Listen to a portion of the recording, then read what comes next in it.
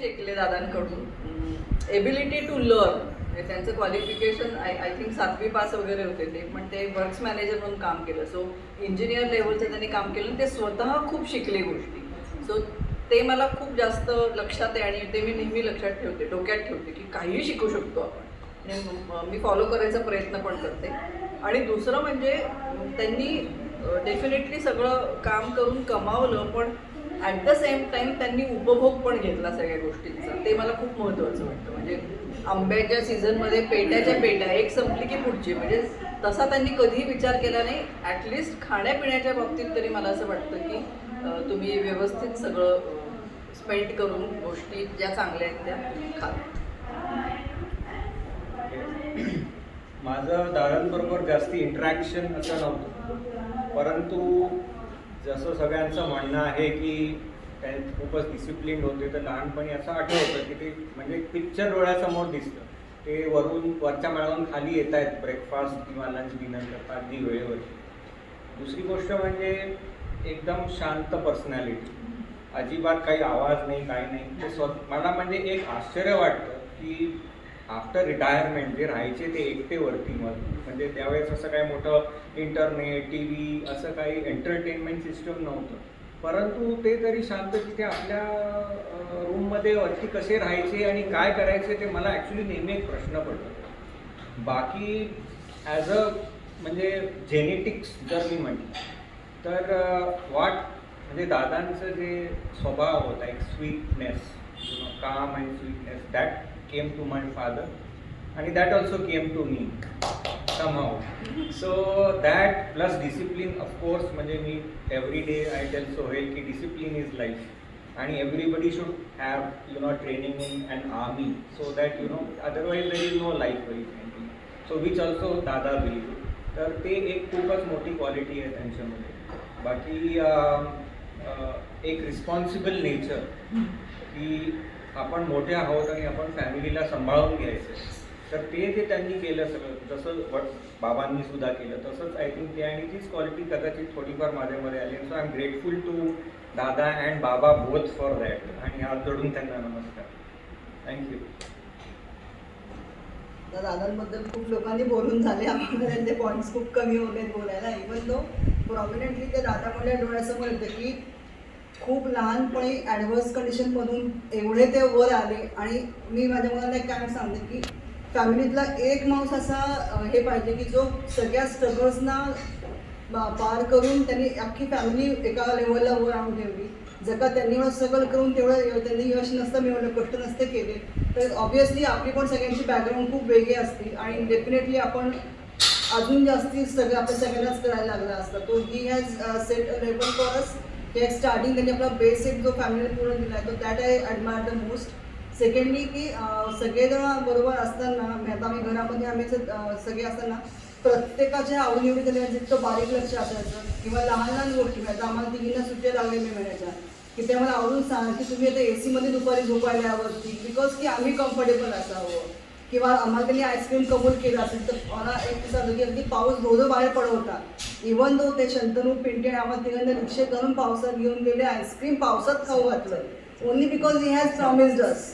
त्याच्यामुळे त्या नातवंडांचे लाड करणं या लेवलला जाऊन देस अल्टिमेट म्हणजे something we should obviously learn from. हे आपण आपोआपच सगळ्यांनी इनहेरिट केलेलं आहे की एकमेकांसाठी काळजी घेणं आणि सगळ्यांची केअर एवढी असते करणं. So that's what I feel.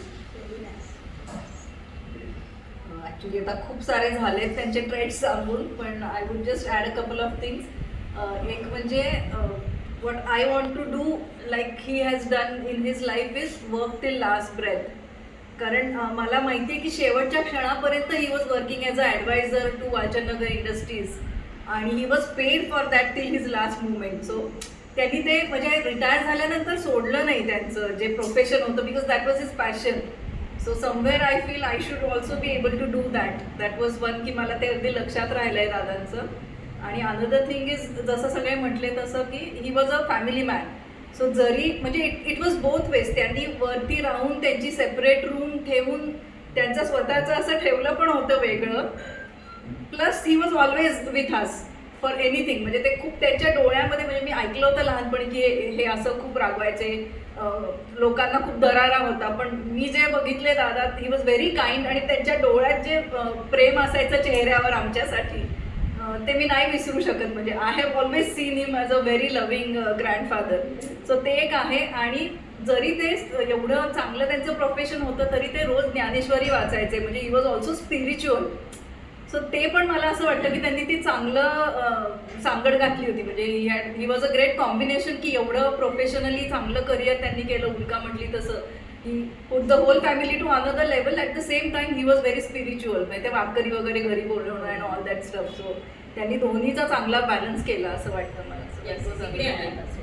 हां, मला म्हणजे आता आपण निघतो तर आता बोलूयात की जे आपण पाहिलं की आत्ता आम्ही सांगतो की तुम्हाला जे म्हणायचं आहे किंवा जो विचार करायचा आहे ते समोर लावा, गोल म्हणजे लक्षात राहील, थॉट आपण लावतो. पण त्या काळामध्ये इतकं म्हणजे त्यांचं विजन आणि दूरदर्शन होती की त्यावेळेस त्यांनी ते श्लोकाच्या स्पेशल पाट्या करून घेतल्या होत्या. त्याच्यातली एक पाटी मला वाटतं आपली तिकडे आहे, फार्म हाऊसवरती एक आहे, आणि एक सर्वेत्र सुखी नसतं सुखी होती पाटी.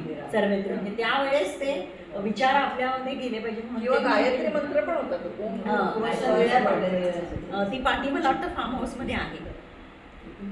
ती पाहिली आहे आबाकांच्या घरात कुठेतरी आहे. किंवा बागेचं सुद्धा दादा गेले आणि बाग सुकली पूर्ण. कारण ते सगळ्या झाडांना पाणी घालून ते हौशी होते फुलं आणि घ्यायची, तिने देवाला जसं सांगितलं तसं आम्हाला दर सुट्टीमध्ये म्हणजे तुम्हाला तर नेतच होते, पण दर सुट्टीमध्ये आपला प्रोग्राम असायचाच. इव्हिनिंग स्पॉटला जायचंय हो. आणि त्याच्यानंतर सारसबागेत जायचं आणि अप्सरामध्ये जायचं. त्यामुळे रिक्षेने अप्सरा. रिक्षेने जायचं अप्सरा हॉटेलमध्ये, आणि अजूनही ते अप्सरा हॉटेल आहे.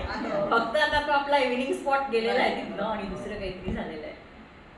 One more thing, I am carrying on his legacy in Valsanagar Industries. Yeah, so I don't know what his position was. I think बहुतेक ते सुद्धा general Works manager, manager. general manager, works manager होते. I am also general manager legal. आणि I think this is the third generation. कारण मध्ये बाबा पण similar famous group म्हणायला हरकत नाही, हिंदुस्तान कन्स्ट्रक्शन कंपनीचे हेड और चीफ इंजिनियर होते. मी चीफ लिगल आहे आणि दादा चीफ होते तिकडे प्लांटचे वगैरे, आणि त्यांनी सगळं केलं. And it's a matter of pride for me when ever I work and I enter the office. I feel proud that I am carrying on the legacy, and I always tell people that this is done by my grandfather. So it's a really great honor that I am his grandson and whatever he has done. आणि खूप Thank लोक you so much. ओळखतात दादांना. म्हणजे Yeah, वालचंदनगरची खूप लोकं एवढंसं ओळखतात. जरी कनेक्शन असेल तरी इतकी वर्ष दादावरती झाली. लेख आलेलाच आहे ना ते. दुसऱ्या ते खरं म्हणजे की मला अजूनही साधारण 8-15 दिवसात एकतरी व्यक्ती भेटते, म्हणजे मार्गी साहेब ते का तुमचे असं म्हणल्यानंतर विश्वास बसत नाही, इतकं त्यांना वाटतं. आत्ता मी आईच्या पुस्तकामध्ये जो चॅप्टर लिहिला आहे दादांच्या बरोबर, तुम्ही वाचला असेल कदाचित, पण त्यांच्या शाळेतल्या सगळ्या शिक्षकांना एका बॅचने ते पुस्तक आता भेट द्यायचं ठरवलं. कारण ह्याच्यात बघा वालचंदनगर कसं झालं आणि मार्गे साहेबांनी काय काय केलं होतं असं. तर मला सगळ्यात जास्त म्हणजे खूप, अर्थात मी सगळ्यात पहिली नात असल्यामुळे मला खूपच अटेन्शन मिळालं, खूप जास्त कौतुक झालं माझं. शेकडो माझे फोटो, मला मी जरा कुठलं तरी म्हणजे दादांची काही गाणी अशी होती की मी ती गाणी कामशेतला गेलं की कुठलं, लालपुरी सोडली की कुठलं, असं मला रस्ताभर पुण्याला जाईपर्यंत सीमा म्हणते का असं असायचं गाडीमध्ये मी विशेषतः तराणा म्हणायचे, त्याचं त्यांना इतकं कौतुक वाटायचं की खूपच छान. पण मला जनसंपर्क तो त्यांचा होता ना, आणि त्यांनी इतक्या असंख्य लोकांच्यासाठी लाईफ चेंजिंग त्यांना मदत केलेली आहे. आजही अशी लोक आम्ही आज जे आहोत, म्हणजे सत्तूनी जेव्हा सांगितलं की तो बारामतीजवळ एका गावात गेला आणि देव्हाऱ्यामध्ये दादांचा फोटो होता. मी सांगितलं आज आम्ही जे काही आहोत, आज मला मुकुल मावशीचा सकाळी फोन आला आणि आम्ही सगळे बहिणी एवढ्याच वडील गेल्यावर राहिलो, त्याला कारण फक्त माडगे साहेब आहेत. मग माडगे साहेबांमुळे आम्ही आहोत त्यात असं सांगणारी इतकी माणसं भेटतात. कळत नकळत किती लोकांना त्यांनी मदत केली असेल. माझ्या लहानपणची माझी सर्वात आवडती मेमरी अशी आहे, त्यातला मी थोडासा प्रयत्न करते आत्ता करण्याचा. मी आता स्वित्झर्लंडला होते तेव्हा पण विचार केला, शेताच्या आजूबाजूच्या लोकांना आपण काय पाठवू शकू. त्याच्या कुठे असं आहे की दादा असे बसलेले असायचे, अशी पूर्ण लाईन गेटच्या बाहेरपर्यंत लागलेली असायची. प्रत्येक बाई यायची, त्यांना ओवाळायची, दादा साडी द्यायचे. किती बायकांना त्यांनी साड्या दिल्या असतील. मी दरवर्षी शेकडोच्या तर वर असायच्या. आम्ही त्याला साक्षीदार आहे, तुम्ही सगळे खूप लहान होता, तुम्ही कदाचित नाही, पण अशी पोतं अशी तेवढे असायचे, पुन्हा पुढचं पोतं यायचं, पुन्हा साड्या काढायच्या आणि किती बायका साड्या घेऊन जायच्या. म्हणजे त्याला काही, आणि त्या प्रत्येकाला ते अगदी म्हणजे देवासमान आहेत. मला वाटतं त्यांचा दानशूरपणा नाना मामाने खूप घेतला आणि मला त्या दोघांच्या त्या ह्याचं की कळत नकळत समाजामध्ये आपलं चांगलं झालंय ना, तर आपण त्याच व्यक्तीला परत दिला असं पाहिजे, कुठेतरी ते पोहोचत राहिलं पाहिजे. तर हा त्यांचा चांगुलपणा हा खूप ठिकाणी पोहोचला.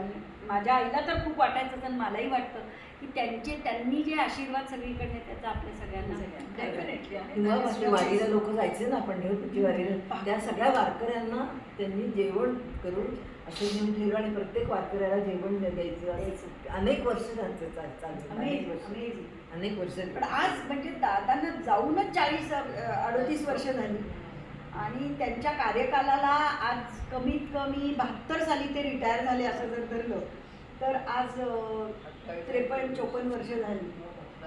54 वर्षानंतर आजही तुम्हाला दर 8-10 दिवसांनी असं त्यांना ओळखणारा माणूस मिळावं आणि असं ऐकल्यानंतर वाचनाला इकडे हे कोण आहेत बघितलं का वाचनाने तुमचे कोण होते असं म्हणल्यानंतर अजून 4 जणांना बोलवणं आहे असा माझ्यावर प्रसंग येतो वरचेवर. हे केवढं मोठे आपण लोक काल नोकरी सोडली तर आज ओळखत नाही. बरोबर आहे.